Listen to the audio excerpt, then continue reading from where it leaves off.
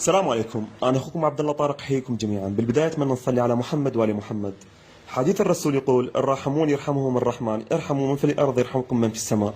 تشوفون هاي المسكينة؟ قطة صغيرة حديثة ولادة، كانت مرمية بالشارع تصارع الموت وتلفظ أنفاسها الأخيرة. كانت جدا جوعانة ووحيدة بدون أمها وحياتها معرضة للخطر. تعرفون أنت الشارع موجود كل شيء بيه، وهي تحتاج أم بهذا العمر. فالحمد لله والشكر نقلتها للبيت، والكل يعرف أنا عندي قطط أمهات مرضعة وعندهم صغار، فخليت القطة الصغيرة مع باقي الصغار وبدأت ترضع الحليب منها. والحمد لله هنا نقلتها لسمسم، أصغر قطة مرضعة عندي، وبفضل رب العالمين تقبلت القطة الصغيرة بكل حب وحنان الأمومة، وبدأت ترضع الحليب منها، وبدأت تتحسن حالتها لين كانت جدا جوعانة وتعبانة. أجمل شيء صار، هاي القطة من أيام ولدت وصارت تاخذ القطة الصغيرة اللي نقدتها ترضعها مع باقي صغارها.